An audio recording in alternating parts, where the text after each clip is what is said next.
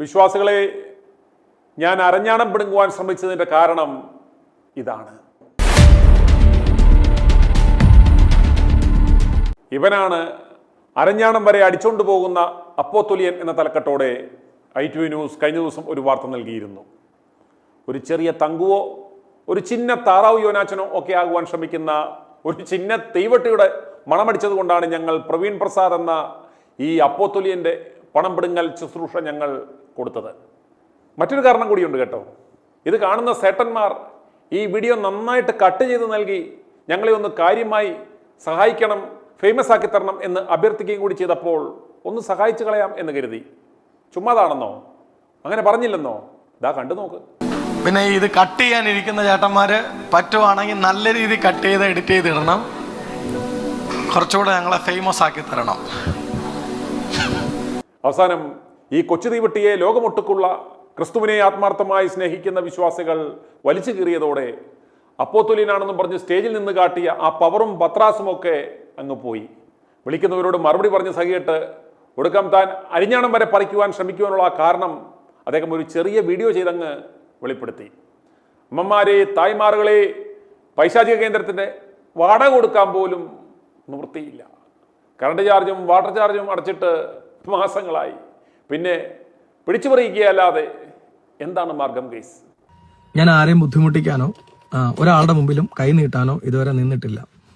എന്നാൽ ഈ കഴിഞ്ഞ ഞായറാഴ്ച ഞാൻ എൻ്റെ നിവൃത്തികേടുകൊണ്ട്, നിവൃത്തികേടെന്ന് പറയാൻ കാരണം ചർച്ചിൻ്റെ കറണ്ട് ബില്ല്, ചർച്ചിൻ്റെ ആവശ്യങ്ങൾ, വാട്ടർ ബില്ല്, കറണ്ട് ബില്ല്, അതുപോലെ റെൻ്റ് എല്ലാം കൂടെ എന്നെക്കൊണ്ട് ഒറ്റയ്ക്ക് താങ്ങാൻ പറ്റുന്നില്ല എന്നൊരവസ്ഥ വന്നപ്പം ഞാൻ സഭയെ ആ കാര്യം ധരിപ്പിച്ചു. അതെൻ്റെ സഭയിലുള്ള ആളുകൾക്ക് വ്യക്തമായിട്ട് അറിയാം. ഞങ്ങൾ 3-4 തവണയോളം സഭയിൽ കൗൺസിൽ കൂടുകയും ചർച്ചിൽ വരുന്ന എല്ലാ ഫാമിലി മെമ്പേഴ്സിനോടും ഈ കാര്യങ്ങൾ അവതരിപ്പിക്കുകയും അവരോട് ഈ കാര്യങ്ങൾ ധരിപ്പിക്കുകയും ചെയ്തു. സാധാരണ നമ്മുടെ ലൈവ് നടക്കുന്ന സമയത്ത് ഇങ്ങനെയുള്ള കാര്യങ്ങൾ, അതായത് പൊതുവായിട്ടുള്ള കാര്യങ്ങൾ പറയുമ്പം നമ്മുടെ ലൈവ് ഒന്നെങ്കിൽ നമ്മുടെ കുട്ടികൾ അത് മ്യൂട്ട് ചെയ്യും, അല്ലെങ്കിൽ ആ ഭാഗം അങ്ങ് കട്ട് ചെയ്ത് കളയും. കാരണം പബ്ലിക്ക് കേട്ട് ഇതൊരു ഇഷ്യൂ ആകണ്ടെന്ന് കരുതി. പക്ഷെ അന്ന് സംഭവിച്ചത്, പുതുതായിട്ട് ലൈവ് പഠിച്ച് പുതുതായിട്ട് ലൈവ് ചെയ്യുന്ന കുഞ്ഞുങ്ങളായിരുന്നു അന്ന് ലൈവ് ചെയ്ത്. അവർക്ക് ഇതിനെക്കുറിച്ച് അറിയില്ലായിരുന്നു. അപ്പോൾ ഒരു നിയോഗത്തോടെ ഞാൻ സഭയോട് പറഞ്ഞു, ഒരാൾ 10,000 രൂപ അല്ല 1,00,000 രൂപ കൊടുക്കുന്നതും ഒരു സഭയിൽ ഒരുമിച്ച് കൂട്ടായ്മയോടെ നിൽക്കുന്നവർ എല്ലാവരും പരസ്പരം ഒരുമിച്ച് നിന്ന് ഒരു കാര്യം ചെയ്യുമ്പോൾ അതെല്ലാവർക്കും ഒരു കൂട്ടായ്മയാകുമല്ലോ എന്നുള്ള നിലപാടിലാണ് അന്ന് അങ്ങനെ ഒരു കാര്യം നമ്മൾ ചെയ്തത്. സോ എൻ്റെ ചർച്ചിൽ, എൻ്റെ സഭയിലെ കുടുംബ അംഗങ്ങളായി നിൽക്കുന്ന ആളുകളോടല്ലാതെ ഒരാളോടും ഈ കാര്യം ഞങ്ങൾ ഡിസ്കസ് ചെയ്തിട്ടില്ല. ഒരാളുടെ കയ്യിൽ നിന്നും ഞാൻ എൻ്റെ കൈ കൊണ്ട് പൈസ വാങ്ങിച്ചിട്ടില്ല. എൻ്റെ കൂടെ ഉള്ളവരും അത് ചെയ്തിട്ടില്ല. പിന്നെ അന്ന് ഞായറാഴ്ച ഈ കാര്യം ഉണ്ടാകാനുള്ള റീസൺ എന്ന് പറഞ്ഞാൽ, അന്ന് ഞാൻ ആരാധനയ്ക്ക് കയറുന്നതിന് മുമ്പ്, അതായത് ശുശ്രൂഷിക്കാൻ കയറുന്നതിന് മുന്നേ നമ്മുടെ ചർച്ചിലെ അസോസിയേറ്റ്സും അതുപോലെ കൗൺസിലിലെ അംഗങ്ങളും പാസ്റ്റേഴ്സ് എല്ലാം എന്നെ ഓർമ്മിപ്പിച്ചു, പാസ്റ്ററെ ഇന്നിത് പറയണം, നമ്മുടെ സാഹചര്യം, നമ്മുടെ അവസ്ഥ, അത് ചർച്ചിലെ അംഗങ്ങളെ കൂട്ടിയിരുത്തി, വിശ്വാസികളുടെ കുടുംബങ്ങളെ കൂട്ടിയിരുത്തി ഈ കാര്യങ്ങൾ അവതരിപ്പിക്കണം. പാസ്റ്റർ അത് ഉത്തരവാദിത്തപ്പെട്ട ആൾ പാസ്റ്ററാണ്, പാസ്റ്റർക്ക് അത് പറയാൻ പറ്റൂ, അതുകൊണ്ട് പാസ്റ്റർ അത് പറയണം എന്നും പറഞ്ഞ് എന്നെ അത് ഏൽപ്പിക്കുകയും ചെയ്തു. അപ്പം ഞാൻ ഈ ആരാധനയ്ക്ക് ശേഷം ഒരു 2 മണിക്കൂർ അല്ലെ 3 മണിക്കൂറത്തെ വചന ശുശ്രൂഷയ്ക്ക് ശേഷം ഒരുപാട് ആളുകൾ പ്രാർത്ഥിക്കാനായിട്ട് നിൽക്കും. ഈ പ്രാർത്ഥിക്കാനായിട്ട് നിൽക്കുന്നത് കൊണ്ട് നമുക്ക് ഒഫീഷ്യലായിട്ടുള്ള കാര്യങ്ങൾ സഭയെ ഇരുത്തി സംസാരിക്കാൻ പറ്റില്ല. കാരണം പുറത്തുനിന്നും ആളുകൾ വരും. അപ്പം ഞാൻ ഫ്രീ ആവില്ല. അപ്പം ഞാൻ ഫ്രീ ആയി വരുമ്പോഴേക്കും വിശ്വാസികൾ അത്രയും സമയം ഇരിക്കാൻ പറ്റില്ല. കാരണം അവർ ആരാധന കഴിയുമ്പോൾ അവർക്ക് വീട്ടിൽ പോകണം. അപ്പം അതുകൊണ്ട് ആരാധന തീരുന്ന ഒരു സമയത്ത് ഞാൻ വളരെ മാന്യമായിട്ട് എല്ലാവരെയും കൂടെ അതിൽ ഇൻക്ലൂഡ് ആക്കിക്കൊണ്ട്, കാരണം ഒരാൾ ഒറ്റയ്ക്ക് ഭീമമായൊരു കാര്യം ചെയ്യുന്നതും എല്ലാവരും കൂടെ സഹകരിച്ച് അത് ചെയ്യുന്നതും തമ്മിൽ ഒരുപാട് വ്യത്യാസമുണ്ട്. നിങ്ങൾക്കറിയാം, പെന്തക്കോസ്ത് സഭകളിൽ ദശാംശം എന്ന പതിവുണ്ട്. എൻ്റെ സഭയിൽ അതില്ല. ദശാംശം ആളുകൾ വാങ്ങാറുണ്ട്. ഇപ്പം എന്നെ കുറ്റം പറഞ്ഞവരും ചീത്ത പറഞ്ഞവരും ഒക്കെ ഭൂരിപക്ഷം ആളുകളും പെന്തക്കോസ്ത് വിശ്വാസികളാണ്. ആ പെന്തക്കോസ്ത് വിശ്വാസികൾ എല്ലാവരും ഒന്ന് ചിന്തിക്കണം. നിങ്ങൾ ഈ ചീത്ത പറയുന്നവരും നിങ്ങളുടെ സഭയിൽ ദശാംശം കൊടുക്കുന്നവരാണ്, നിങ്ങളുടെ സഭയിൽ സ്തോത്രകാഴ്ച കൊടുക്കുന്നവരാണ്, അങ്ങനെ എന്നെ ചീത്ത പറഞ്ഞ ആളുകൾ നിങ്ങളുടെ സഭകളിൽ നിങ്ങൾ ഒരിക്കലും ദശാംശം കൊടുക്കാനോ സ്തോത്ര കാഴ്ച കൊടുക്കാനോ പോലും നിങ്ങൾ അർഹരല്ല. കാരണം എന്നെ ചീത്ത വിളിച്ച പാസ്റ്റേഴ്സ് പോലും ഞാൻ പണപ്പിരിവ് നടത്തി എന്നാണ് പറയുന്നത്. ഞാൻ ആ പിരിവ് നടത്തിയത് എൻ്റെ വീട്ടിലേക്കോ അല്ലെങ്കിൽ എൻ്റെ കുടുംബം നടത്താനോ എനിക്ക് വീട്ടിൽ അരി വാങ്ങാനോ വേണ്ടി അല്ല. അതിനെനിക്ക് ഞാൻ ജോലി ചെയ്യുന്നുണ്ട്. ഞാൻ അതിനു വേണ്ടിയല്ല, മറിച്ച് ഒരു കൂട്ടായ്മ നിലനിന്നു പോകാൻ, ഒരു സഭ നിലനിന്നു പോകാൻ വേണ്ടി, ആ സഭയുടെ ആവശ്യങ്ങൾ നടത്തിക്കൊണ്ട് പോകാൻ വേണ്ടി. കാരണം ഞാൻ കുടുംബമായിട്ട് ജീവിക്കുന്ന ഒരു വ്യക്തിയാണ്. എനിക്ക് കുടുംബമുണ്ട്, എനിക്ക് കുഞ്ഞുങ്ങളുണ്ട്, ഞാൻ അവരെ പഠിപ്പിക്കണം, എനിക്ക് ജീവിക്കണം. ഞാൻ ചെയ്യുന്ന ജോലിയിൽ നിന്ന് എനിക്ക് കിട്ടുന്ന വരുമാനം അത് എൻ്റെ വീട്ടിലെ കാര്യങ്ങൾ നടത്താൻ മാത്രമേ എന്നെ കൊണ്ട് തികയൂ. ബാക്കി ഞാൻ കൂടി നിൽക്കുന്ന കൂട്ടായ്മ, ഞാൻ പാസ്റ്ററായിട്ടിരിക്കുന്ന സഭ, ഒരുപാട് കുടുംബങ്ങൾ ഒരുമിച്ച് വരുന്നൊരു സ്ഥലം, അത് ഒരു മാസം വാടക കൊടുക്കാത്തതിൻ്റെ പേരിൽ ആ ആരാധന നിന്നു പോകരുത് എന്നതുകൊണ്ട് ഞാൻ സഭയിൽ അത് പൊതുവായിട്ട് അവതരിപ്പിക്കുകയും ആളുകളെ ധരിപ്പിക്കുകയും ചെയ്തതിൻ്റെ വെളിച്ചത്തിലാണ് കഴിഞ്ഞ ആഴ്ച നമ്മുടെ ആരാധന നടക്കുമ്പോൾ ഞാൻ എല്ലാവരോടും പബ്ലിക്കായിട്ട് പറഞ്ഞു, എന്നെക്കൊണ്ട് ഒറ്റയ്ക്ക് കാര്യങ്ങൾ ചെയ്യാൻ പറ്റാതായി. ഈ കഴിഞ്ഞ 7 മാസം ഞാൻ ആരെയും ബുദ്ധിമുട്ടിക്കാതെ എനിക്ക് പറ്റുന്ന രീതിയിലൊക്കെ ഞാൻ കാര്യങ്ങൾ ചെയ്തു. ഇനി മുന്നോട്ട് എന്നെക്കൊണ്ട് ഒറ്റയ്ക്ക് പറ്റില്ല. നിങ്ങൾ എന്നെ സപ്പോർട്ട് ചെയ്യണം, എന്നെയല്ല സഭയെ സപ്പോർട്ട് ചെയ്യണം, പറ്റുന്ന രീതിയിൽ നിങ്ങളെ കൊണ്ട് കഴിയുന്ന കാര്യങ്ങൾ ചെയ്യണം എന്ന് പറഞ്ഞു. അത് ഓരോരുത്തരും തന്നതിന് കണക്കുണ്ട്. ഓരോരുത്തരും ഇനി 25 രൂപ തന്നതിന് പോലും കണക്കുണ്ട്. നമ്മൾ വെറുതെ എൻ്റെ കൈ കൊണ്ട് ഞാൻ ആരുടെയും കയ്യിൽ നിന്നൊന്നും വാങ്ങിച്ചിട്ടില്ല. ഇനി അടുത്തൊരു കാര്യം എന്ന് പറഞ്ഞാൽ, ആ 4 മണിക്കൂറുള്ള വീഡിയോ, അതായത് 4 മണിക്കൂറുണ്ട് ആ ലൈവ്. ഈ 4 മണിക്കൂറുള്ള ലൈവിനകത്തു നിന്ന് ഏതാണ്ട് 1.5 മിനിറ്റോ 1 മിനിറ്റോ എന്തോ ഉള്ള വീഡിയോ ആണ് ഇവർ കട്ട് ചെയ്തേക്കുന്നത്. ഞാൻ വളരെ അപേക്ഷയോടെ പറയാണ്, ഇതിനു മുന്നേ, അതായത് ആ 4 മണിക്കൂറുള്ള വീഡിയോയിലെ ഒരു 1.5 മിനിറ്റ് കൊണ്ട് നിങ്ങൾ ഒരു സഭയെയോ ഒരു ദൈവദാസനെയോ ജഡ്ജ് ചെയ്യരുത്. ഇതൊരു അപേക്ഷയാണ്. കാരണം പല മതത്തിലും പല വിശ്വാസത്തിലും പെട്ട ആളുകൾ എന്നെ കാണുന്നുണ്ടെന്ന് എനിക്കറിയാം. ഞാനൊരു ദൈവവിശ്വാസി എന്നതിലുപരി ഞാനൊരു മനുഷ്യൻ എന്ന പരിഗണനയെങ്കിലും നിങ്ങൾ എനിക്ക് തരുന്നുണ്ടെങ്കിൽ അറ്റ്ലീസ്റ്റ് ആ 4 മണിക്കൂറുള്ളതിൽ കുറഞ്ഞത് ഒരു 2 മണിക്കൂർ വേണ്ട, ഒരു 40 മിനിറ്റ് എങ്കിലും ഞാൻ ആ പറഞ്ഞത് എന്തായിരുന്നു എന്ന് ഒന്ന് കേൾക്കാൻ ക്ഷമ കാണിച്ചാൽ നിങ്ങൾക്ക് ആ പറഞ്ഞതിൻ്റെ മുഴുവൻ രൂപം. അപ്പോസ്തലനും ദാരിദ്ര്യമോ? വിശ്വാസികൾക്ക് അഭിവൃദ്ധി വാരിക്കോരി ചൊരിഞ്ഞു കൊടുക്കുന്ന അപ്പോസ്തലനും ദാരിദ്ര്യമോ? 100 വെച്ചാൽ 150 കിട്ടുമെന്നൊക്കെയല്ലേ നീ കഴിഞ്ഞ ദിവസം തള്ളി മറിച്ചത്. എന്നിട്ട് നിനക്കും ദാരിദ്ര്യമോ? അപ്പോസ്തലിയ, നീ വിശ്വാസികളുടെ അരിഞ്ഞാണം പറിക്കുവാൻ ശ്രമിക്കുന്നതിന് പകരം, അവരുടെ പിച്ചച്ചട്ടിയിൽ കൈയിട്ട് വരുന്നതിന് പകരം നിന്റെ ദൈവത്തോട് ചോദിച്ചാൽ നിന്റെ ആവശ്യത്തിന് പണം കിട്ടൂലേ? നിനക്ക് വിശ്വാസമില്ലെന്നോ? അതിന് ഒരു പോംവഴി കാണിച്ചു തരില്ലേ? അരിഞ്ഞാണം പറിക്കേണ്ട ഈ ഗതികേടുണ്ടാകുമോ? നിന്റെ കയ്യിലെ പഴങ്കഞ്ഞി എനിക്കിതാ, വിശക്കാതിരിക്കാനുള്ള സൂത്രം ഞാൻ പറഞ്ഞു തരാമെന്ന് പറഞ്ഞതുപോലെ. പ്രിയ വിശ്വാസികളെ, വയറ്റിപ്പഴപ്പിന് വേണ്ടി കോട്ടും സൂട്ടും ഒക്കെ വാടകയ്ക്കെടുത്ത് നടക്കുന്ന ഈ തീവെട്ടിയുടെയൊക്കെ മുന്നിൽ പോയി നിന്ന് അനുഗ്രഹം പ്രാപിക്കുവാൻ നിൽക്കുന്ന നിങ്ങളെയൊക്കെ തെരണ്ടിവാലിന് അടിക്കേണ്ടേ? വേണ്ടേ? തട്ടുകടയിൽ വരുമാനം കുറവായതുകൊണ്ട്, അവിടെ മേലനങ്ങി പണിയണമെന്നതുകൊണ്ട് വചനക്കച്ചവടത്തിന് ഇറങ്ങിയതാണ് ഇവൻ. അതുപോലെ അടൂർ ടിജോയെ പോലെ സ്വത്രകാഴ്ചയും ദശാംശവും ഒക്കെ പിടുങ്ങി ദുഫയിൽ പോയി വൈറ്റ്സിനെയും ബ്ലാക്സിനെയും ഒക്കെ സേവിക്കണം. നിങ്ങളുടെ കയ്യിൽ നിന്ന് കനിഞ്ഞു കിട്ടുന്നത് വെച്ച് വേണം ഇതൊക്കെ സാധിക്കുവാൻ. നടത്തി തരൂല്ലടേ. അനിയ പ്രവീൺ പ്രസാദേ, നിന്നോട് ആരെങ്കിലും പറഞ്ഞോ ഇത്ര പാടുപെട്ട് ഈ പൈശാചിക കേന്ദ്രം നടത്തുവാൻ?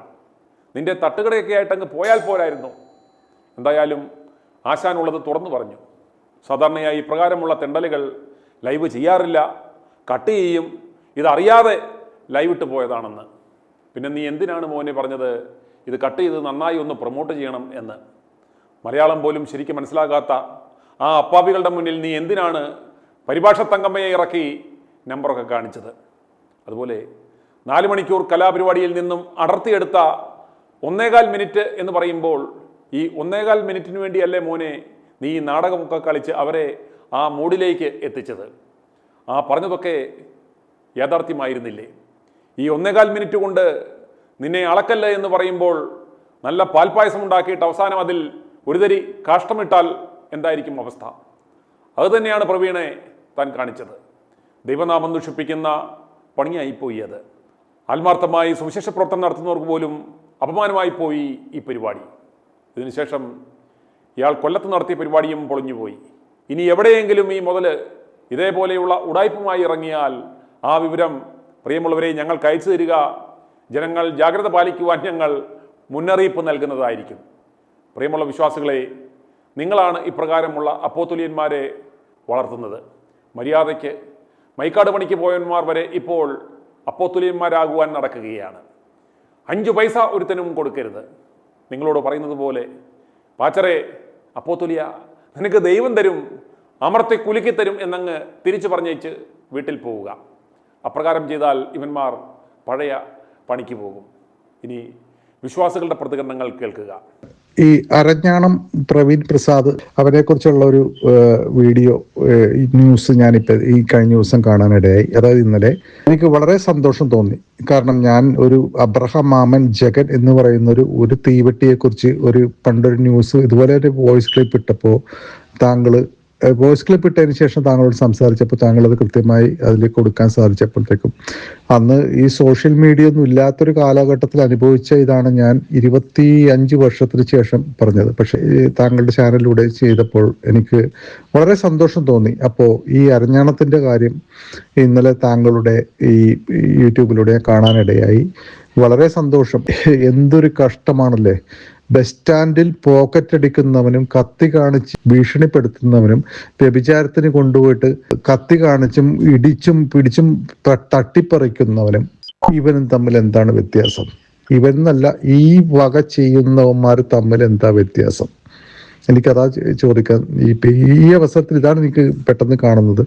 കാരണം അവര് ജീവിക്കാൻ വേണ്ടി അല്ലെങ്കിൽ ഒരു ദിവസത്തെ അവരുടെ മദ്യത്തിനും മയക്കുമരുന്നിനും വേണ്ടിയിട്ട് അവർ കത്തി കാണിച്ചും ഭീഷണിപ്പെടുത്തി മർദ്ദിച്ചും തട്ടിപ്പറിച്ചും പോക്കറ്റ് അടിച്ചും ജീവിക്കുന്ന ആ വൃത്തികെട്ട ജന്മങ്ങൾ, അതിനേക്കാൾ അധപ്പതിച്ചു പോയില്ലേ ഇവര് യേശുവിന്റെ നാമമിട്ട് പോക്കറ്റ് അടിക്കുന്നു, മറ്റുള്ളവന്റെ പണം കൈക്കലാക്കുന്നു. വളരെ വളരെ മ്ലേച്ഛം തോന്നുന്നു. ഈ ഊളകളൊക്കെ, ഇതുപോലെയുള്ള ഈ നികൃഷ്ട ജന്മങ്ങളൊക്കെ ഈ ഭൂമിയിൽ എങ്ങനെ ഇങ്ങനെ ഇതുപോലെ അഴിഞ്ഞാടുന്നു? അപ്പൊ അവർക്കൊക്കെ വേണ്ടി പോയി അവരുടെയൊക്കെ ഹല്ലേലൂയ പറയുകയും സ്തോത്രം പറയുകയും അവരുടെയൊക്കെ ആ സഭായോഗങ്ങളിലും അവരുടെയൊക്കെ ആ പൈശാചിക കൂട്ടായ്മകളിലും സമ്മേളിക്കുന്ന അല്ലെങ്കിൽ സംവദിക്കുന്ന അല്ലെങ്കിൽ അതിലൊക്കെ ചെന്ന് പെടുന്ന ഈ ബാക്കി അത് പറയുന്നില്ല, ആ വൃത്തികെട്ട ജന്തുക്കൾക്കൊക്കെ വേദപുസ്തകം ഒന്ന് വായിച്ച് സത്യം മനസ്സിലാക്കിക്കൂടെ? എന്താ പറഞ്ഞ വിവരമില്ലായ്മ, വകതിരിവില്ലായ്മ, അജ്ഞത. ഈ അജ്ഞത ഉള്ളിടത്തോളം കാലം ഈ വക വൃത്തികെട്ട നികൃഷ്ട ജന്മങ്ങള് ഈ വക മൊണ്ണകളെയൊക്കെ ഇങ്ങനെ ചൂഷണം ചെയ്തുകൊണ്ടേയിരിക്കും. കേരളത്തിലെ ഏറ്റവും സാക്ഷരതകളെന്ന് പറയുന്നത് ഈ കേരളത്തിലെ ജനതകൾ ഇത്രക്ക് ബോധം നശിച്ചു പോയെന്നാണ് ഇരിക്കുന്ന. ഇവനെ പോലെയുള്ള വൃത്തികെട്ട സ്വന്തം അമ്മേനെ പേക്കളം തിരിച്ചറിയാതെ പണം മാത്രം ലക്ഷ്യമാക്കി കൊള്ളയടിക്കുന്ന ഈ വൃത്തികെട്ട നികൃഷ്ട ജീവികളിൽ നിന്നൊക്കെ ഒന്ന് രക്ഷ നേടാൻ താങ്കൾ കാണിക്കുന്ന പ്രയത്നത്തിന് ഞാൻ സപ്പോർട്ട് ചെയ്യും. എന്റെ പേര് സുമയെന്ന്. എവിടുന്നാ വിളിക്കുന്നേ? ഇത് ചന്ദനത്തോപ്പ്, കൊല്ലം. സാറേ, ഈ പെന്തക്കോസ്ത പള്ളിയിൽ ഇങ്ങനെ ഒരു ബെൽറ്റ് പോലുള്ള ഒരെണ്ണം ഇട്ട് ഇങ്ങനെ ആൾക്കാരെ പറ്റിച്ച് ഇങ്ങനെ അത് കേസൊന്നും ആക്കാനൊക്കത്തില്ലയോ? ഇവനെ അവിടെ കൂടിയിരിക്കുന്നവരല്ലേ ഇവനെ പിടിച്ച് കെട്ടി പോലീസിന് കൊടുക്കേണ്ടത്? ഇത് എന്തൊരു കാലം ഇത്! ഇത്രയും കാലം പുരോഗമിച്ച് ഇത്രയും എന്ത് വിദ്യാഭ്യാസമുള്ള ആൾക്കാരെ എങ്ങനെ ഇതിനിരയായി തീർന്നേ? ഇതിന് കേസെടുക്കാൻ ഇത് ജനങ്ങളാണ് കൊടുക്കേണ്ടത്. ഇത് പറ്റിക്കപ്പെട്ട ഇരകളല്ലേ കൊണ്ട കേസ് കൊടുക്കേണ്ടത്. നമ്മളിത് ലോകത്തെ കാണിക്കുന്നു. ഇതുപോലുള്ള തട്ടിപ്പുകൾ ഇപ്പോഴും ഈ കാലഘട്ടത്തിൽ നടക്കുന്നു. ഇത്രയും വിദ്യാഭ്യാസവും വിവരവും ഒക്കെ ഉണ്ടെന്ന് പറയുന്ന ഈ സാക്ഷര കേരളത്തിൽ 21-ാം നൂറ്റാണ്ടിലും ഇതുപോലുള്ള അലവലാദികൾക്ക് കൊണ്ട് പൈസ കൊടുക്കുന്ന ഇവനൊക്കെ ദൈവദാസന്മാരാന്ന് കരുതി ഇവന്മാരുടെ പുറകെ പോകുന്നവരെ എന്താ പറയണം? എന്തൊരു നാണം ഇല്ലാതെ 500 നോട്ട് വേണ്ടെന്ന് പറയുന്ന 500 നോട്ട് ഉണ്ടാക്കാൻ എന്തോരം നെട്ടോട്ട് ഓടുന്നറിയോ? ഞാനാണെങ്കിൽ ഒരു ക്യാൻസർ പേഷ്യന്റാ. ലോട്ടറി കച്ചവടമോ സാറേ? ഇതൊക്കെ കേട്ടിട്ടങ്ങ് സഹിക്കുന്നില്ല. അതാ ഞാൻ സാറിനെ വിളിച്ചത്. ഇതുപോലുള്ള ഏതെങ്കിലും പൈശാചിക ദാസന്മാരുടെ അടുത്തൊക്കെ പോകുന്ന ആളാണോ പ്രാർത്ഥിക്കാൻ? ഞാൻ യേശു ക്രിസ്തുവിനെ പൂർണ്ണമായിട്ട് വിശ്വസിക്കുന്നു. ഞാൻ കേരളത്തിൽ ഭാഗവത വായനയായിരുന്നു. ഞാൻ ക്യാൻസറായിട്ട് കിടന്നപ്പോ ഒരു വിശ്വാസമായിട്ട് വന്നിട്ടുണ്ട്. പക്ഷെ എനിക്ക് തട്ടിപ്പ് കാണുമ്പോൾ നന്നായിട്ട് അറിയാം സാർ. തട്ടിപ്പ് കാണുമ്പോൾ നന്നായിട്ട് എനിക്കറിയാം. എനിക്ക് ആണെങ്കിൽ തീരെ വിദ്യാഭ്യാസം കുറവാ സാർ. എന്നാലും ഇത് എന്തായാലും ഒരു ഓപ്ഷൻ ഇല്ല സാർ ഇത് കേസെടുക്കാനായിട്ട്. ഇത് സ്വമേധയാ പോലീസിന് കേസെടുക്കാവുന്ന സാധനമായത്. ഈ പ്രവീൺ പ്രസാദിന്റെ ശരീരത്തിൽ കൂടിയ ദുർഭൂതം ഇറങ്ങിപ്പോകുവാൻ വിശ്വാസികൾ ഇയാൾക്ക് വേണ്ടി പ്രാർത്ഥിക്കുക. അതുപോലെ അപ്പോസ്തലൻ ടിജോ തോമസിന് ഒരു ആഗ്രഹം, ഒരു അമ്മാമ്മയോട് പറഞ്ഞ ആ ആഗ്രഹം അടുത്ത ദിവസം കേൾക്കാം. i2i News, an eye for truth. i2i News subscribe ചെയ്തിട്ടില്ലാത്തവർ ഇപ്പോൾ തന്നെ സബ്സ്ക്രൈബ് ചെയ്യുക. നോട്ടിഫിക്കേഷൻ ലഭിക്കുവാൻ ബെൽ ബട്ടണും അമർത്തുക.